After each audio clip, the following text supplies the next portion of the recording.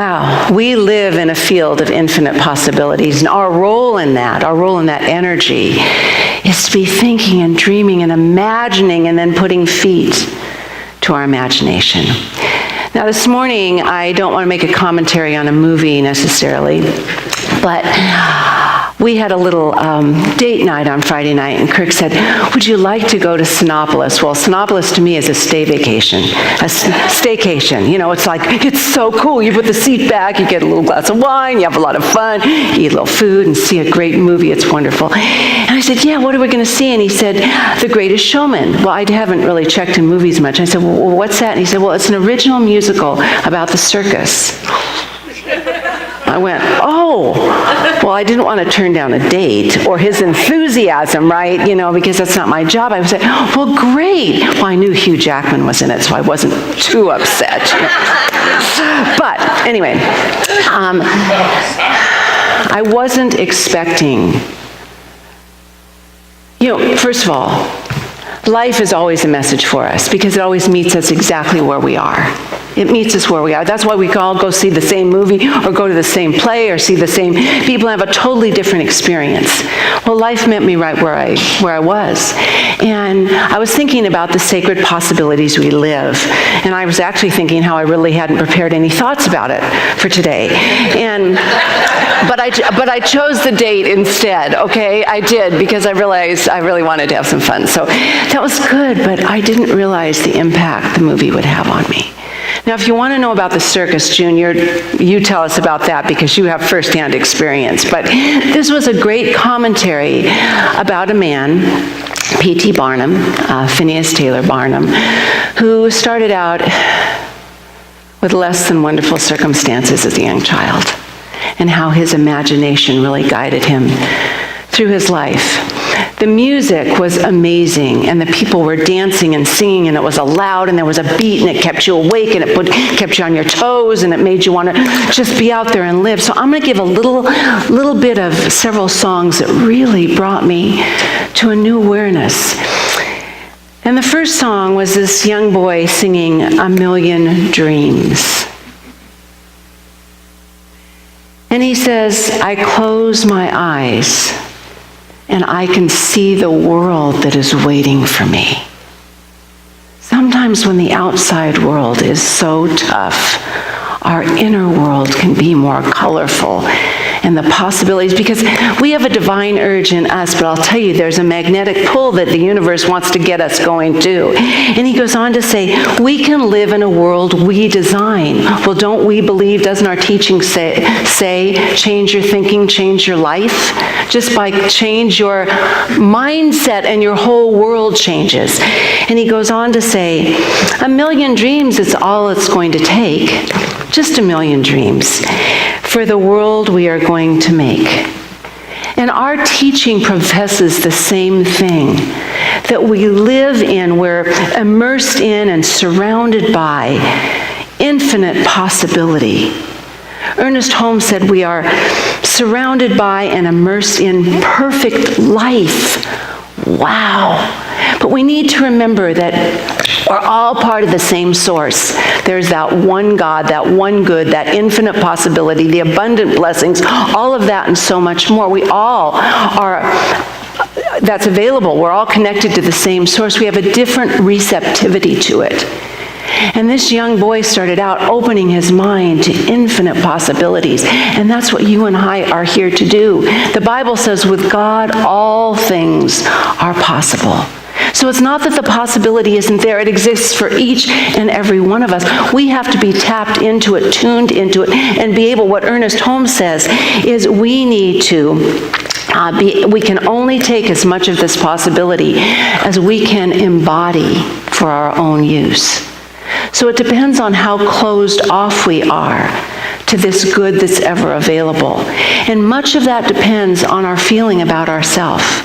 How we feel about who we are. If we're feeling deserving of this abundant good, this infinite goodness that's ever available for us, are we feeling good enough about it? And P.T. Barnum, in all of his interesting facets of his life, took together people that would probably consider themselves misfits. They didn't feel like they fit into the world as it is, which I think we've all been there at times. But people that have living that way didn't feel like they fit in. And he brought them together as a family to create what ended up being the greatest show on earth, but to come together in a new family. And these people began thinking differently about themselves. And this is a song that the bearded lady sang in the movie, but I also saw a little clip about the woman, the actress, who had to sing this song and how she needed the support to have the courage to give it everything she had. And she said, I had to hold Hugh's hand for him to empower me. And it just another reflection of what the movie taught me is how much we can start believing in ourselves when someone else believes in us. And this was what the bearded woman said. She said, I'm not scared to be seen, and I make no apologies.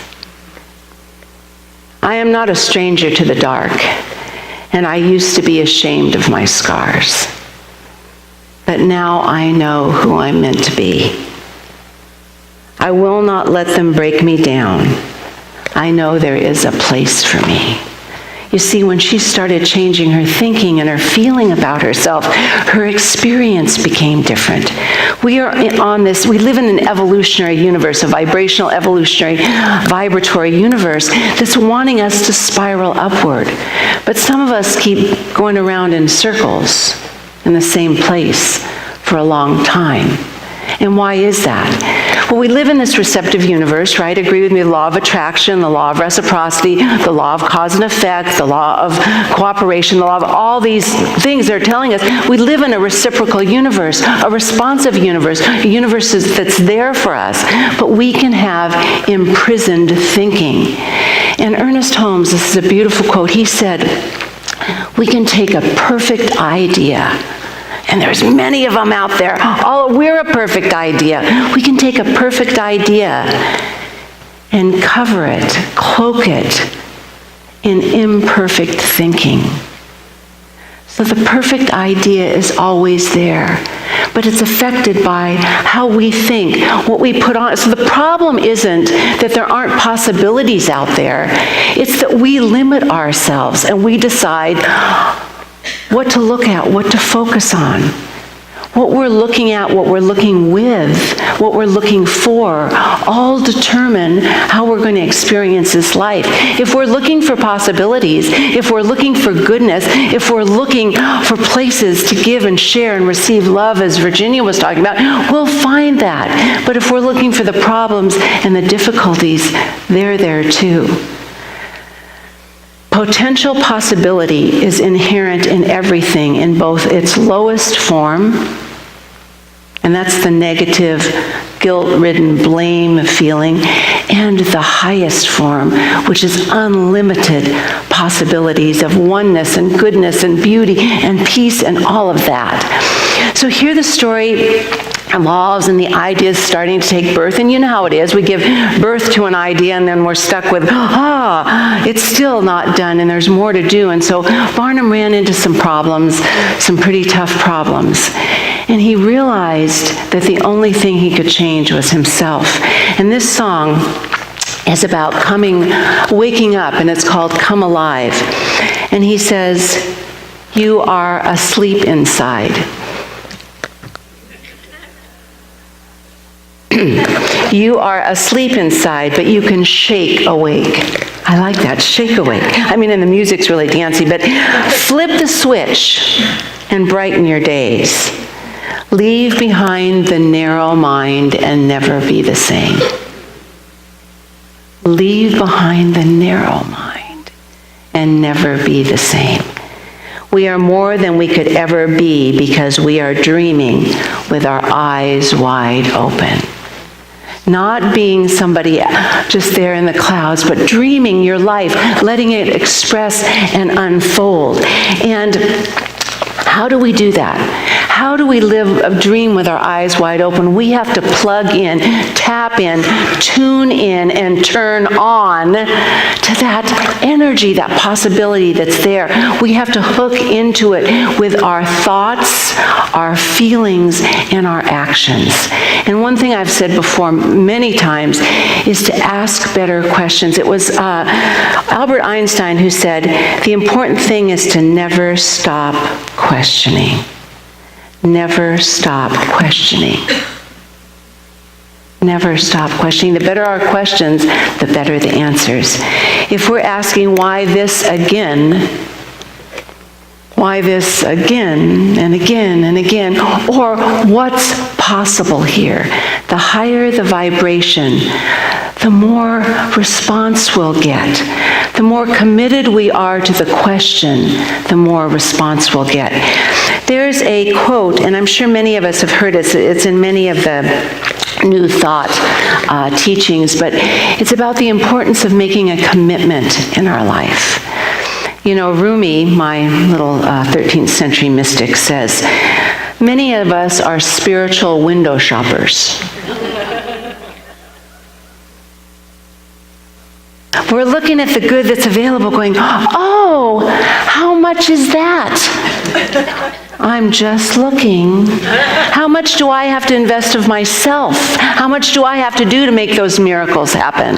We don't want to be spiritual window shoppers anymore. We want to take the leap and make that commitment. And here's what Murray says, and I've seen the name W.H. Murray. He was a Scottish mountaineer and a writer, and he was also in the prison camps in Europe during World War II.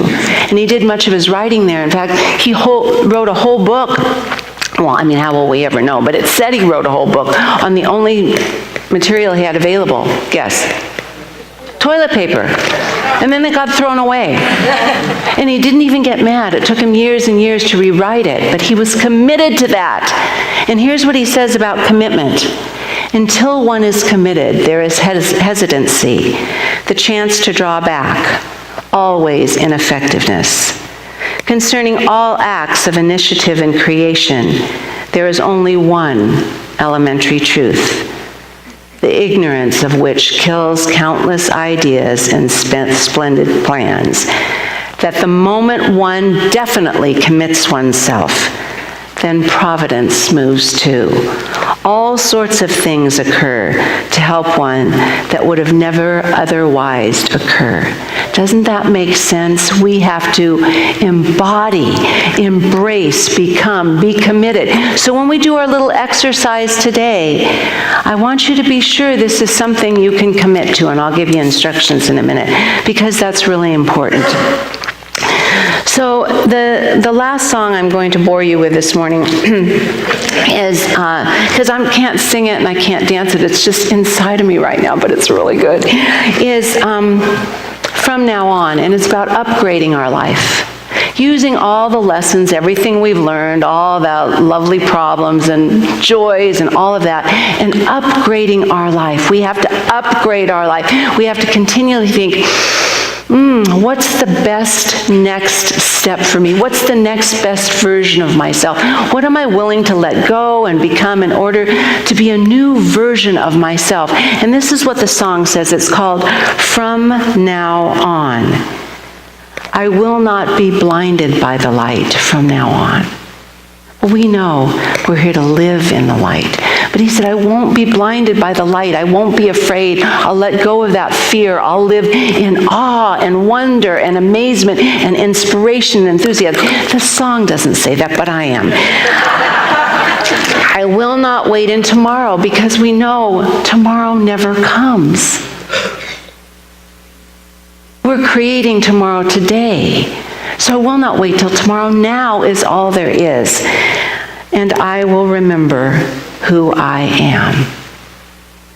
Now, on this journey of evolution, sometimes we don't see the wholeness and the perfections and the beauty of life because it doesn't fit in our consciousness at the time. But as soon as we open our consciousness to let in more goodness or love or understanding or peace or forgiveness, What Ernest Holmes says is there is instant reconciliation between us and the universe. The universe doesn't hold grudges. Doesn't care that we've spent however many years living on separate and not part of the good. There's instant reconciliation, and you should say yay to that one, because that's really good. So you and I'm going to tell you one thing that I heard about P.T. Barnum. I really felt that the movie was a social commentary. And it really was, to me, about acceptance and creativity and imagination. But I read a little bit more about P.T., because, of course, we all have our, goods and bad sides of what people know about us. But he's best known, of course, for founding the Barnum and Bailey Circus. But he also served 2 years in the Connecticut legislature as a Republican for Fairfield from 1865 to 1869. But that's not what's important. Well, it's part of what's important. He was there with the ratification of the 13th Amendment of the Constitution. Wow. The abolishment of slavery. And here's what he spoke before the legislature. And it's not politically correct right now, but hey, this was 1860 whatever, so forgive him. But he said, a human soul that God has created and Christ died for is not to be trifled with. It may tenant the body of a Chinaman, a Turk, an Arab, a Hottentot. It is still an immortal spirit. I think he learned a lot in his life and used it. So we're going to take our little magic paper right now, because it's time for us all to have magic in our life. And it's important to me that we start this new year really open and available to just a more peaceful and less stressful life. Is that a good idea? We don't want any more. I had enough stress in 2017. Did you guys? Good. I mean, not good, but I understand. So we're going to stop window shopping, spiritual window shopping, and right now we're going to take a little look at ourselves, because this paper right here,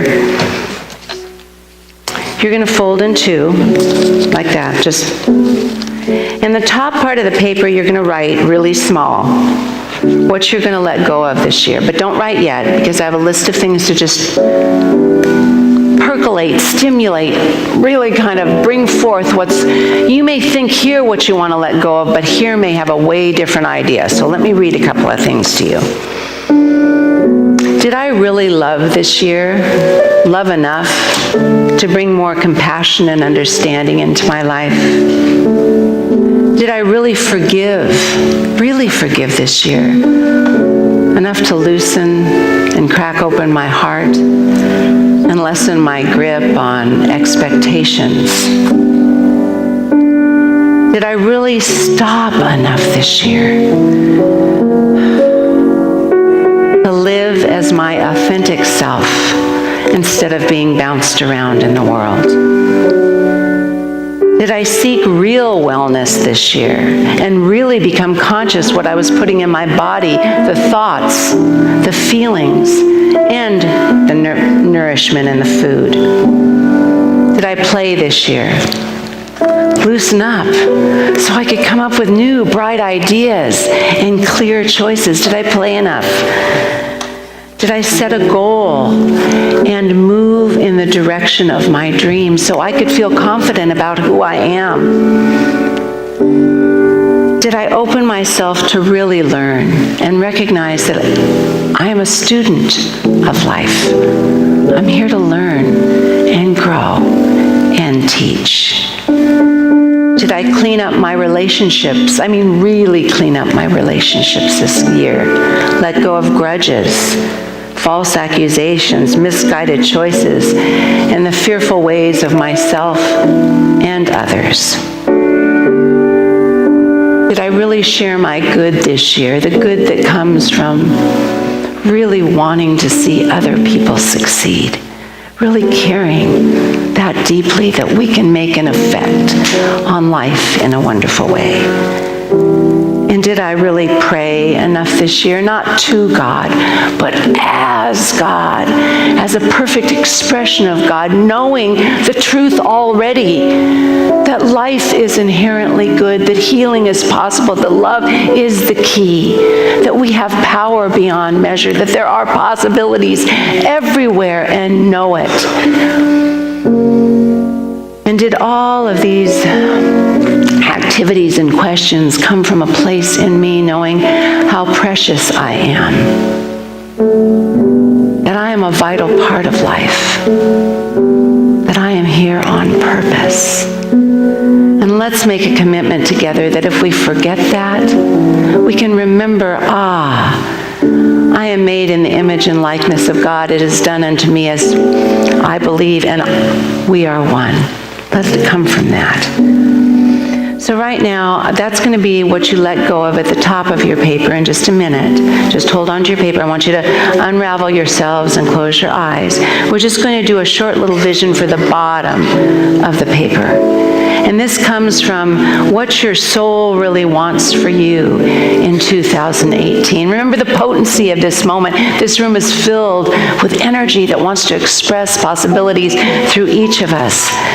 So my question is, as we feel the energy of love that has filled this room, the energy of infinite possibilities, as we loosen ourselves and know that that divine urge within us wants to express, to hook in, to connect, to turn on to the infinite wisdom of which we're a part.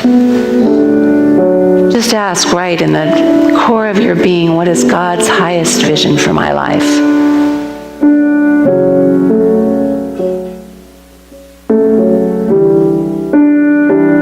And in order for that vision, however it looks, feels, tastes, smells, whatever, in order for that vision to manifest, what do I need to let go of right now, consciously? What do I need to let go of?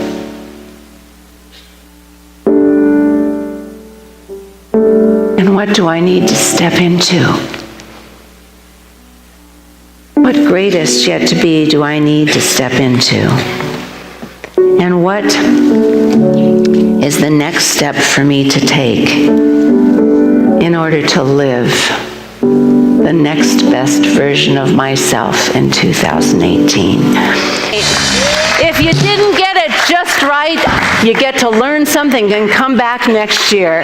But we saw a lot of possibilities flying, and I know for each and every person right now that we have been opened and expanded, that we can live fully and expand into the possibilities that are already present. It is in this moment that we just say thank you, thank you, thank you, as we live in awe, wonder, inspiration, and enthusiasm, and know that right where we are, life, love, God, possibilities, and each other, we exist together, and so it is.